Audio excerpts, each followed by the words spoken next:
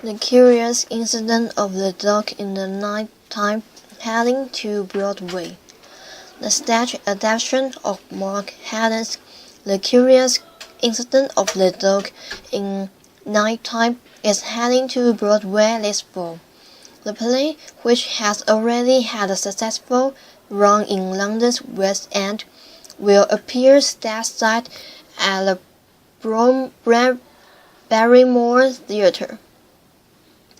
The play is based on the best-selling novel, telling the story of teenager Christopher, a math genius with social difficulties, who discovers her neighbor's murdered dog one night and attempts to uncover what happened. The play, which first premiered in London in August 2012, won seven Oliver Awards last year, including Best New Play, Best Director of Maureen Elliott, and Best Actor for Luke Treadway as Christopher. The New York Times reports that the Broadway production will also be directed by Elliott, but will feature a new American cast. The London production of Curious was temporarily halted on December 19th, when the Apollo Theatre's roof partially collapsed during an evening performance, injuring several dozen attendees. The play will reopen at London Dulac Theatre on June 24th.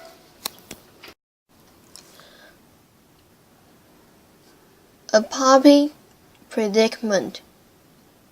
I am in my late 20s and have devoted my adult life to saving homeless animals. I work at a shelter, volunteer, and even started a rescue organization.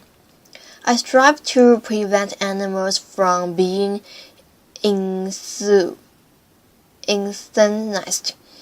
One of my best friends just bought a puppy from a breeder. She has no allergies or any reason not to have adopted a dog. I feel betrayed and angry, and find it tone deaf when she sent me pictures of the puppy. She knows I weep over animals I can't save, and my right to seek will not compatible as friends.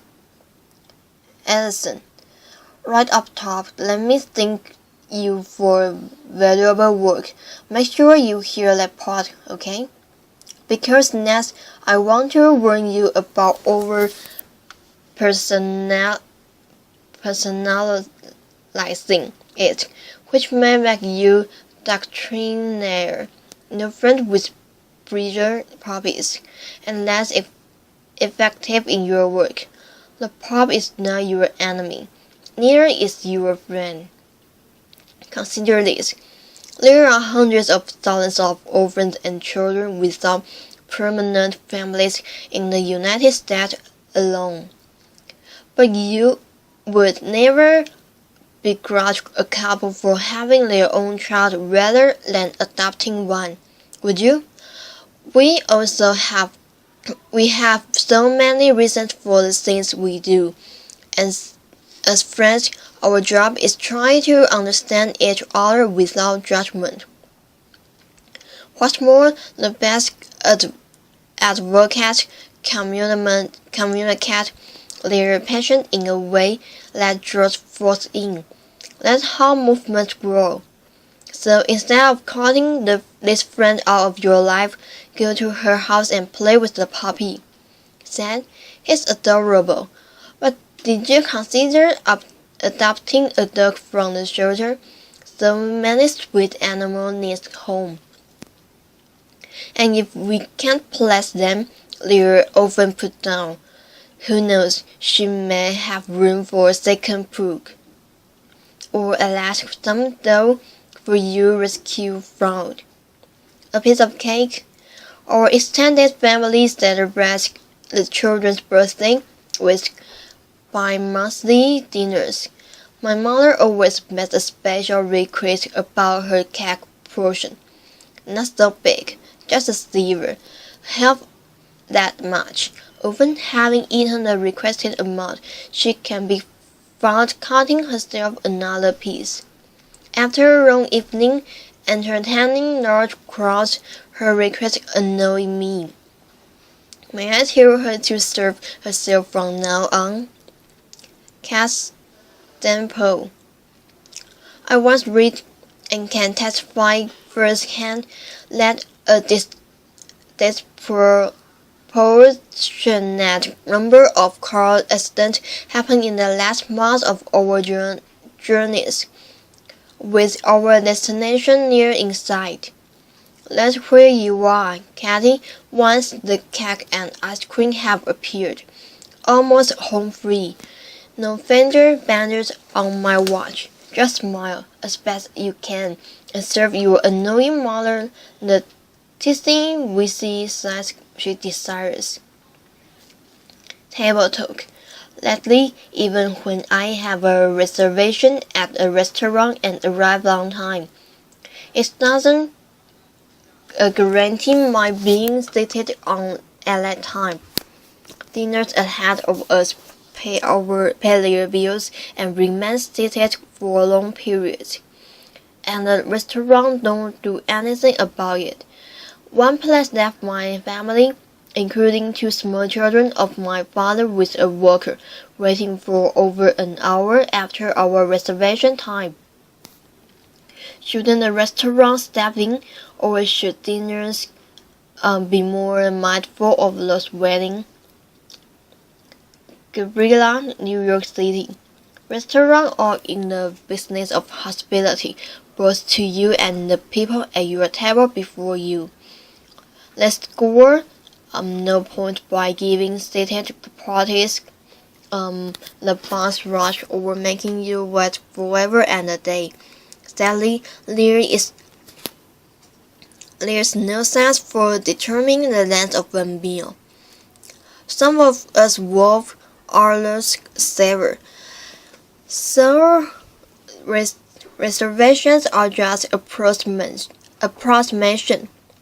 Could confirm. I know when you regret or screaming and grandpa's knees are buckling. If you consistently wait for table, your restaurants are probably not allowing sufficient time, but reservations or seating bookings too close to your arrival. Neither is the fault of the dinner ahead of you. If a restaurant posts this twice and you're not the type for a drink at the bar, vote with your feet and find a new watering hole.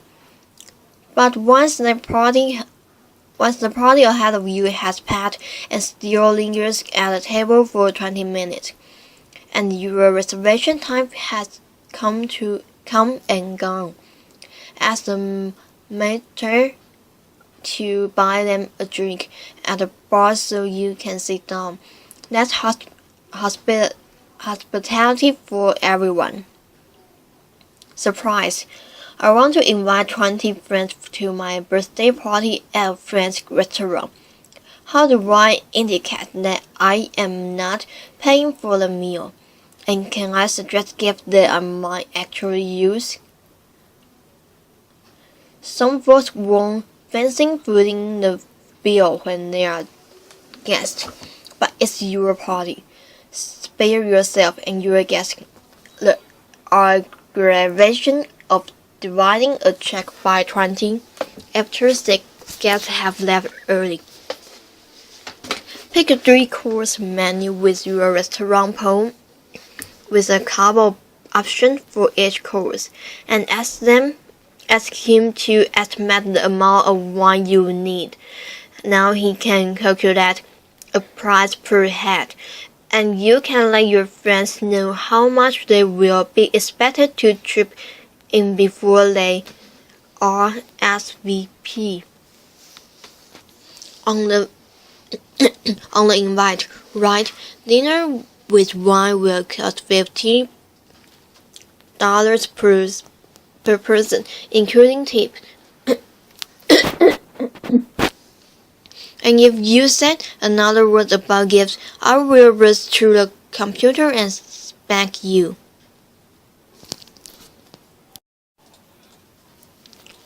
Roman sings happy birthday to North Korean leader after outcry.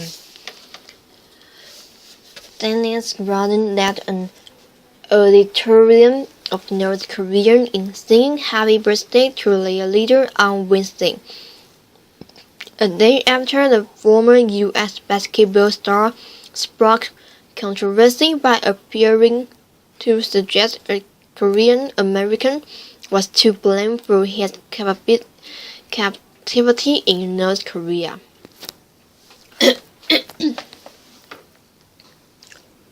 Rodman brought a team of fellow former National Basketball Association stars to the North Korean capital, Pyongyang, to mark the birthday of leader Kim Jong-un with an exhibition game.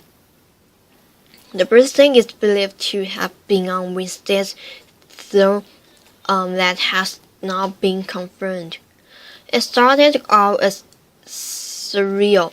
Then people joined it, and it sort of faded a bit, but it seemed pretty heartfelt from Rodham's side, said Simon Cockrell, a tour guide who watched the game in Pyongyang, said of Rodham's birthday singing. It was unexpected and probably unplanned, he said. Kim Jong-un appeared to smile, but he didn't appear to expect it. Cockrell, whose company Cockrell Tours took a group of tourists to the game, said the audience had stood and cheered Kim for up to 6 minutes when he appeared with his wife. Dennis Rodman gave a charming, shambolic speech where he thanked Kim Jong-un and his wife for showing up, along with the other players for being brave enough to come with him and join in his engagement efforts, he said. This was Rodman's fourth trip to Pyongyang. On previous visit, he spent time dining as a guest of Kim, with whom he said he had a genuine friendship, though he did not meet Kim on his third trip. The visit comes after the execution of Kim's uncle, Jang Song-tak, who until then was one of the most powerful figures. South Korean President Park Geun-hye has described events in North Korea as reign of terror.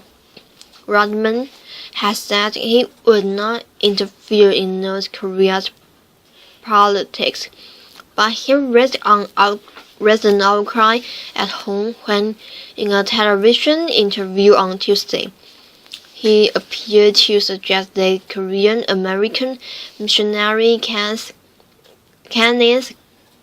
B was to blame for his captivity. During an expletive-ridden interview with CNN about his trip, Rodman seemed to say by held in North Korea since November 2012 and convicted in May on charge of crimes against the state, was responsible for his situation. If you understand what Kenneth B did you understand what he did in this country? Why is he held captive in this country? Rodman said,